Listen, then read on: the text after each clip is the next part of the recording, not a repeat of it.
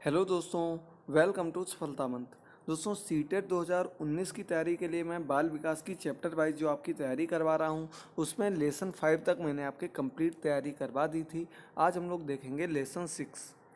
तो दोस्तों, इसका नाम है बाल केंद्रित व प्रगतिशील शिक्षा की अवधारणा। इसके बारे में हम लोग जानेंगे concept of child centred and progressive education. बहुत ही इंपॉर्टेंट टॉपिक है, निश्चित 3-4 नंबर के क्वेश्चन इससे पूछे जाते हैं। तो दोस्तों, थोड़ी बोलने में प्रॉब्लम हो रही है, जीभ में छाले हो गए हैं बहुत सारे, जिसकी वजह से आज सिर्फ आपको इस चैप्टर के बारे में बता देंगे। नेक्स्ट क्लास में इसका पूरा प्रैक्टिस सेट करा दिया जाएगा।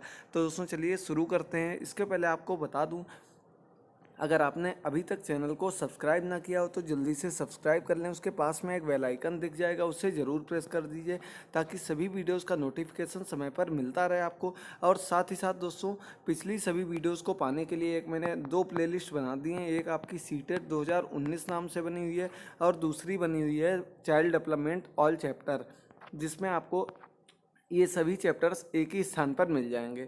तो चलिए शुरू करते हैं दोस्तों। इन्हें शेयर करना भी मत भूलें ताकि सभी लोगों के पास ये वीडियो समय पर पहुंचती रहें। तो सबसे पहले बात करते हैं बाल केंद्रित शिक्षा। बाल केंद्रित शिक्षा का मतलब क्या होता है? ऐसी शिक्षा पद्धति जिसके अंतर्गत बालकों के सर्वांगीण विकास पर जोर दिया जाता है। नाम से ही आपको समझ में आ रहा होगा, बाल केंद्रित शिक्षा यानी कि बालक को केंद्र मानकर जो शिक्षा व्यवस्था लागू की जाती, शिक्षा पद्धति यूज की जाती, जिसमें कि बालक केंद्र होता है और उसी के सर्वांगीण विकास के लिए जो अलग अलग शिक्षण पद्धतियों का बालक के जो व्यक्तिगत कौशल होते हैं उनको देखते हुए जिन चीज़ों का प्रयोग किया जाता है उसे बाल केंद्रित शिक्षा कहा जाता है। इसके बाद सेकंड नंबर पॉइंट है, बाल केंद्रित शिक्षा के अंतर्गत हस्तपरक गतिविधियों पर बल दिया जाता है। यानी कि बाल केंद्रित शिक्षा के अंतर्गत ऐसी गतिविधियों पर, ऐसे क्रियाकलापों को कराया जाता है जो कि बालक स्वयं से करके देखें और स्वयं के द्वारा, अभ्यास के द्वारा, प्रैक्टिस के द्वारा उन चीज़ों को सीखें ताकि जो उन्हें ज्ञान अर्जित हो वो हमेशा के लिए उनके दिमाग में संग्रहित हो जाए, वो उन चीज़ों को कभी भूल ना पाएँ। इसलिए इसे बाल केंद्रित शिक्षा के अंतर्गत रखा जाता है। अगला जॉन डीवी ने एक पॉइंट बताया था, बहुत ही इंपॉर्टेंट पॉइंट है। शिक्षा एक त्रिध्रुवीय प्रणाली है जिसके अंतर्गत शिक्षक, बालक व पाठ्यक्रम आते हैं। यानी कि शिक्षा कैसी प्रणाली है? एक ये त्रिध्रुवीय प्रणाली है, इसमें शिक्षक आता है, बालक आता है और पाठ्यक्रम आता है। ये क्वेश्चन 2 तरीके से पूछा जाता है, बहुत ही इंपॉर्टेंट क्वेश्चन है। पहला पूछ दिया जाता है कि कैसी प्रणाली है, तो जॉन डीवी के अनुसार ये त्रिध्रुवीय प्रणाली है। इसके अंतर्गत 3 चीज़ें होती हैं। पहली होती है बालक, दूसरा शिक्षक और तीसरा पाठ्यक्रम। तीनों एक दूसरे के पूरक होते हैं, तीनों एक दूसरे के बिना अधूरे होते हैं। अगला पॉइंट है आधुनिक शिक्षा पद्धति बाल केंद्रित है। इसमें प्रत्येक बालक की ओर अलग से ध्यान दिया जाता है। यानी कि आधुनिक शिक्षा पद्धति किस प्रकार की है? तो ये बाल केंद्रित होती है क्योंकि इसमें प्रत्येक बालक को ध्यान में रखकर शिक्षा पद्धति कराई जाती है और उनको अलग अलग प्रकार से ज्ञान दिया जाता है ताकि कोई भी बालक किसी अन्य बालक से पिछड़ न जाए और वो अलग अलग प्रकार से उन चीज़ों को पढ़ सके जिसमें उसका मन लग रहा है, जिन चीज़ों को वो आसानी से समझ सकता है। इन सभी बातों को ध्यान में रखकर जो शिक्षा पद्धति कराई जाती है उसे बाल केंद्रित शिक्षा कहा जाता है। इंपॉर्टेंट पॉइंट थे, सभी याद कर लीजिए आप लोग। इसके बाद ये जॉन डीवी का कथन आप लोग ज़रूर अच्छे से याद कर लीजिएगा। दोस्तों, काफ़ी प्रॉब्लम हो रही है, इस वजह से आप लोग थोड़ा आज ऐसे ही पढ़ लीजिएगा। इसके बाद जैसे ही प्रॉब्लम सॉल्व हो जाएगी तुरंत आप लोगों के लिए अच्छे से वीडियोज़ मिलने लगेंगे। अब इसके बाद अगला पॉइंट है बाल केंद्रित शिक्षा की विशेषताएं। तो बाल केंद्रित शिक्षा की क्या विशेषताएं होती हैं? बालकों को समझना, सबसे पहली विशेषता है बालकों को समझना। बाल केंद्रित शिक्षा, बालक को केंद्र माना जाता है, यानी कि बालक को समझा जाता है, उसके व्यक्तित्व को समझा जाता है। किन चीज़ें, कौन सी चीज़ें ऐसी हैं जो उसे समझ में आ रही हैं, किसमें उसका मन लगता है, उसका व्यक्तित्व कैसा है, इन सभी बातों को ध्यान में रखकर शिक्षा कराई जाती है। इसकी पहली विशेषता है। दूसरा है पाठ्यक्रम। पाठ्यक्रम जो होता है बाल केंद्रित शिक्षा का, वो लचीला होता है और वो बालक को केंद्र मानकर बनाया जाता है और बिल्कुल साधारण सा इस प्रकार का बनाया जाता है कि प्रत्येक बालक उस चीज़ को आसानी से समझ सके। अगला पॉइंट है शिक्षण विधियाँ। बाल केंद्रित शिक्षा के अंतर्गत ऐसी शिक्षण विधियों का प्रयोग किया जाता है जो कि प्रत्येक बालक के लिए लाभकारी हो और प्रत्येक बालक उन चीज़ों को आसानी से समझ सके। इस प्रकार की शिक्षण विधियों का प्रयोग किया जाता है, साथ ही साथ उनका मन लगा रहे ताकि प्रयास के द्वारा, प्रैक्टिस के द्वारा, इसके अलावा करके सीखना, ये सभी इसके अंतर्गत शिक्षण विधियाँ प्रयोग में लाई जाती हैं। अगला पॉइंट है मूल्यांकन व परीक्षण। तो दोस्तों मूल्यांकन व परीक्षण को वैसे तो शिक्षा के अंतर्गत नहीं लिया गया, लेकिन फिर भी बाल केंद्रित शिक्षा के अंतर्गत मूल्यांकन व परीक्षण अलग अलग समय पर सर्वांगीण विकास के लिए अलग अलग क्षेत्रों में बालक का किया जाता है, ताकि उनकी जो गतिविधियां हैं उनको देखा जा सके, किन किन चीज़ों को बालक समझ रहा है, किस प्रकार से उन चीज़ों को ग्रहण कर रहा है, इन सभी चीज़ों के बारे में उसे संपूर्ण रूप से जानकारी मिल सके। अगला व्यवस्थापन व अनुशासन। तो दोस्तों ये सबसे महत्वपूर्ण बिंदुओं में से एक है कि व्यवस्थापन व अनुशासन। बालक का जो विकास कराया जा रहा है, बालक को पढ़ाया जा रहा है, तो ये व्यवस्थित रूप से व्यवस्थित ढंग से कराया जाए और बालक अनुशासन में रहकर उन चीज़ों का पालन करे, उन चीज़ों को सीख सके, समझ सके और उसे अपने जीवन में उतार सके। ये शिक्षा जो प्रदान की जाती है बालक के संपूर्ण जीवन के लिए लाभकारी होती है, उसके सर्वांगीण विकास के लिए प्रयोग में लाई जाती है। इसलिए इन चीज़ों में अनुशासन का महत्वपूर्ण योगदान रहता है। अगला पॉइंट है बाल केंद्रित शिक्षण के सिद्धांत। तो दोस्तों बाल केंद्रित शिक्षण के कुछ सिद्धांत हैं महत्वपूर्ण, इनके बारे में एक एक पॉइंट, एक एक लाइन बताते चलेंगे और इन चीज़ों को समझते चलेंगे। तो सबसे पहला पॉइंट है प्रेरणा का सिद्धांत, यानी कि बालक को प्रेरित करके, बालक को अभिप्रेरित करके, मोटिवेट करके अलग अलग चीज़ों के बारे में ज्ञान कराना, उसे पढ़ाई की ओर आकर्षित करना, खेल की ओर आकर्षित करना, ताकि उसका मन उन चीज़ों में लगा रहे, वो स्वयं से करके सीखे और अलग अलग चीज़ों से सीखकर स्वयं से प्रश्न पूछे और उनके उत्तर भी देने के लिए उत्साहित रहे। ये होता है प्रेरणा का सिद्धांत।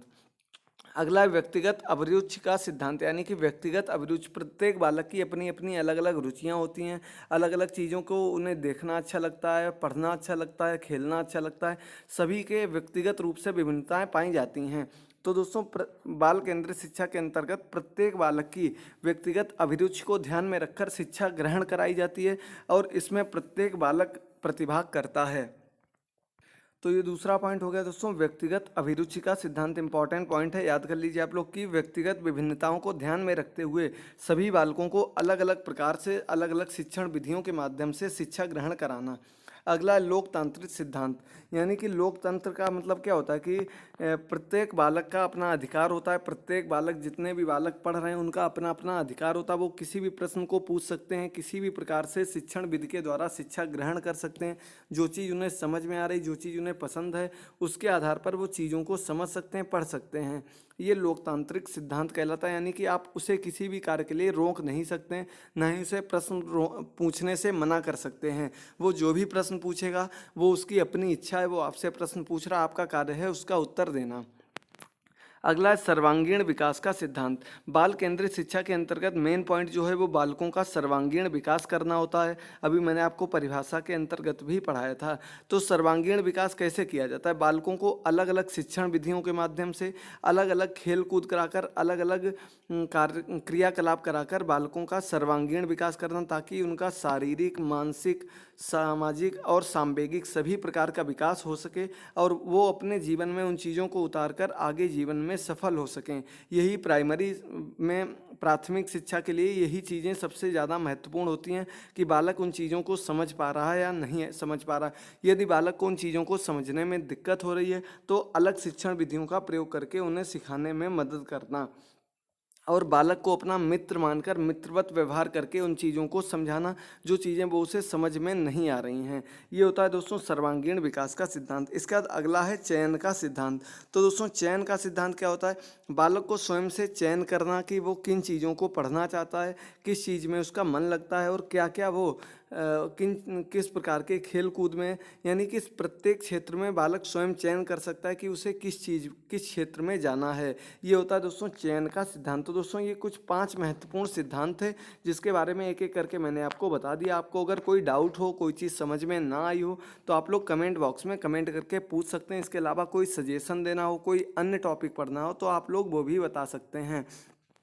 इसके अलावा दोस्तों कुछ लोग कह रहे थे कि मैथ और संस्कृत की क्लासेस लेकर आइए। तो दोस्तों जल्दी आप लोगों की मैथ और संस्कृत की क्लासेस भी स्टार्ट कर देंगे हम लोग। जल्द हो सकता है कल आपके लिए एक मैथ की क्लास लेकर आएँ हम लोग। बस आप लोग इसी प्रकार से जुड़े रहिए, वीडियोज़ को देखते रहिए और अपने दोस्तों के साथ शेयर करते रहिए। जो लोग नए आए वो चैनल को सब्सक्राइब जरूर कर लें। अगला पॉइंट है, इंपॉर्टेंट पॉइंट है, प्रगतिशील शिक्षा। तो दोस्तों बाल केंद्रित शिक्षा का ही दूसरा रूप होता है प्रगतिशील शिक्षा। यहीं से बाल केंद्रित शिक्षा का प्रारंभ हुआ था और प्रगतिशील शिक्षा के जो जन्मदाता माने जाते हैं वो हैं जॉन डीवी। इन्होंने ही बाल केंद्रित शिक्षा को भी बढ़ावा दिया। दिया था। तो दोस्तों जॉन डीवी जो हैं ये प्रगतिशील शिक्षा के जन्मदाता हैं, साथ ही साथ बाल केंद्रित शिक्षा के भी जो प्रणेता माने जाते हैं, इन्होंने ही सबसे ज़्यादा उसको बढ़ावा दिया था। अगला पॉइंट है, इसके अंतर्गत शिक्षा का एकमात्र उद्देश्य बालकों का समग्र विकास करना है। यानी कि इन्होंने जो पॉइंट बताया था उसमें इन्होंने बताया था कि शिक्षा का जो मेन उद्देश्य होता है वो एकमात्र उद्देश्य यही है कि बालक का समग्र यानी कि सर्वांगीण विकास किस प्रकार से किया जा सके, इस प्रकार की शिक्षा बालक को दी जानी चाहिए। इसके बाद अगला पॉइंट है, इसके अंतर्गत वैयक्तिक विभिन्नताओं को ध्यान में रखा जाता है ताकि कोई भी बालक पीछे ना रह जाए। अभी मैंने ऊपर भी आपको यही चीज़ सिद्धांत के अंतर्गत बताई थी, व्यक्तिगत अभिरुचि का सिद्धांत।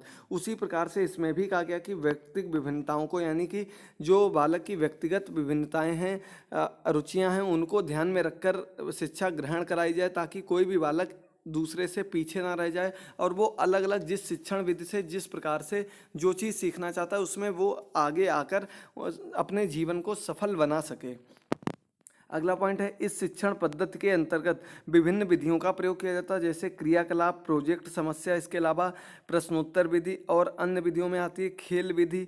और यही मुख्य विधियां जिनके द्वारा प्रत्येक बालक को जोड़कर उन चीज़ों को जिसमें उनका मन लगता है, जिनमें उसकी रुचि है, अलग अलग प्रकार से छांट कर उनको उसी प्रकार से उन्हीं शिक्षण विधियों के माध्यम से सिखाना ताकि बालक का समग्र विकास कराया जा सके। ये दोस्तों आपका प्रगतिशील शिक्षा है। इससे 1 या 2 नंबर के क्वेश्चन निश्चित हर बार पूछे जाते हैं। इसके अलावा जॉन डीवी ने किसके जन्मदाता माने जाते हैं? तो दोस्तों ये माने जाते हैं प्रगतिशील शिक्षा के जन्मदाता। इंपॉर्टेंट पॉइंट है। इसके बाद अगला पॉइंट है प्रगतिशील शिक्षा के प्रकार। तो दोस्तों प्रगतिशील शिक्षा के मुख्यतः 3 प्रकार हैं। कौन कौन से? मॉन्टेसरी शिक्षा, मानववादी शिक्षा और संरचनावादी शिक्षा। ये दोस्तों इसके 3 प्रकार होते हैं। इनमें अलग अलग प्रकार से शिक्षा ग्रहण कराई जाती है, अलग अलग शिक्षण विधियों के माध्यम से, और अलग अलग क्लास के लिए ये जो प्रकार हैं अलग अलग क्लासेस के लिए अप्लाई किए जाते हैं।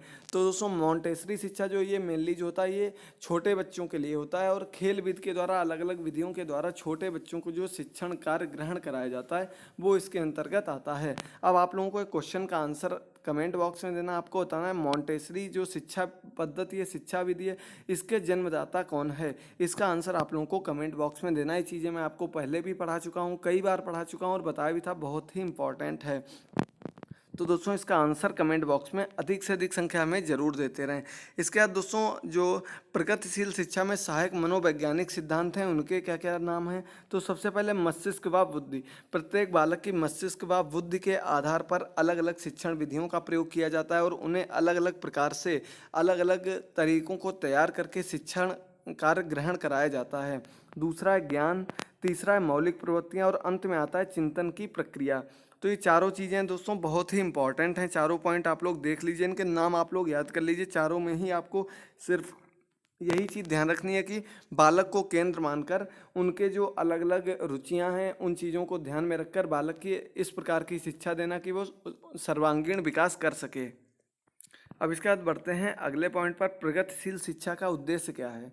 तो दोस्तों बालक की शक्तियों का विकास करना, सामाजिक विकास का अवसर, अनुशासन का विकास और जनतांत्रिक मूल्यों का विकास। सभी बिल्कुल सीधी सीधी पॉइंट वाइज एक एक चीज़ लिखी है, आपको समझने में दिक्कत नहीं होगी, लेकिन फिर भी आपको एक एक पॉइंट को समझा देते हैं कि बालक की शक्तियों का विकास यानी कि बालक के अंदर जो शक्तियाँ ग्रहित हैं, संग्रहित हैं, उन सभी शक्तियों का विकास करना ताकि वो उन सभी शक्तियों के बारे में जान सके। ज्ञान, मस्तिष्क, बुद्धि, इन सभी का विकास करके अपने आने वाले जीवन में इन सभी का प्रयोग कर सके और अच्छे से अपने जीवन को सफल बना सके और उसमें कुछ आगे करके इस प्रकार से रहे कि वो अपने जीवन में आगे कुछ कर सके।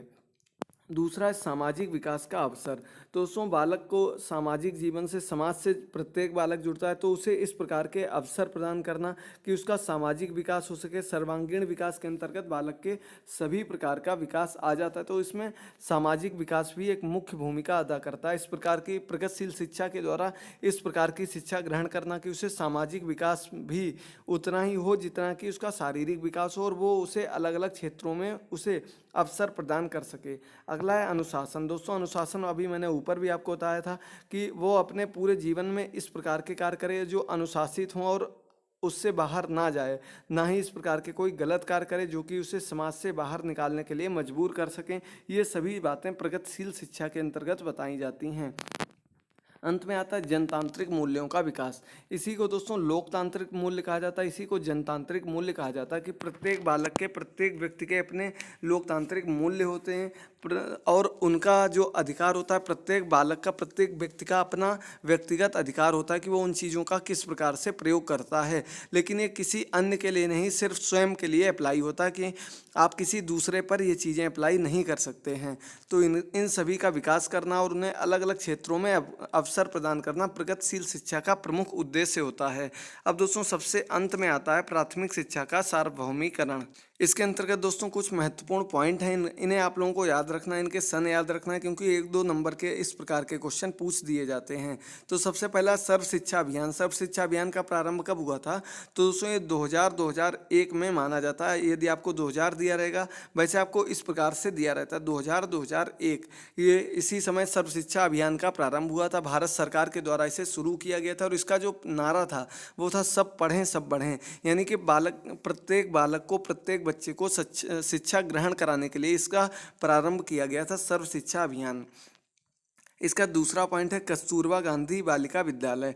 तो दोस्तों कस्तूरबा गांधी बालिका विद्यालय जो खोले गए थे सन 2004 में खोले गए थे और इनके द्वारा जो गरीब बालिकाएं हैं उनको, गरीब पिछड़ी जाति की जो बालिकाएं हैं उनको जूनियर की शिक्षा प्रदान करना इनका प्रमुख उद्देश्य था और उनको विद्यालय में ही रहने की सुविधा प्रदान की जाती, वहीं पर उनका खाना पीना सब कुछ निःशुल्क होता है। ये कस्तूरबा गांधी बालिका विद्यालय की शुरुआत कब हुई थी? 2004 में हुई थी। इनके बारे में भी आप लोग जान गए होंगे।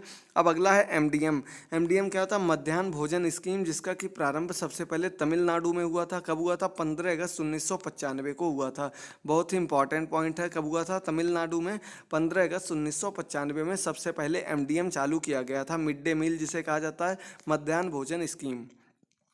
इसका सबसे अंत का पॉइंट कल मैंने आपको बता दिया था, आरटीई 2009 के अंतर्गत 6 से 14 वर्ष के सभी बच्चों को निःशुल्क व अनिवार्य शिक्षा प्रदान की जाती है। तो दोस्तों ये आपका लेसन 6 जो है वो कंप्लीट हो गया है। चाइल्ड सेंटर्ड एजुकेशन और जो आपका प्रोग्रेसिव एजुकेशन है, ये पूरा चैप्टर कंप्लीट हो गया आपका। और इसका जो प्रैक्टिस सेट बचा हुआ दोस्तों, वैसे आज ही करा देते, लेकिन दोस्तों बोलने में बहुत ही ज़्यादा प्रॉब्लम हो रही है, आप लोगों को लग रहा होगा कितनी प्रॉब्लम हो रही है। इस वजह से कल एक बार फिर से हम लोग मिलेंगे जिसमें इसका पूरा प्रैक्टिस सेट देखेंगे। उसके बाद आपको मिलेगी मैथ की वीडियो। तो दोस्तों इसी प्रकार से हमसे जुड़े रहिए, वीडियो को लाइक करना मत भूलें और साथ ही साथ अपने कमेंट बॉक्स में ज़रूर बताएं और वीडियो को शेयर कर दें, चैनल को सब्सक्राइब कर दें। थैंक यू दोस्तों।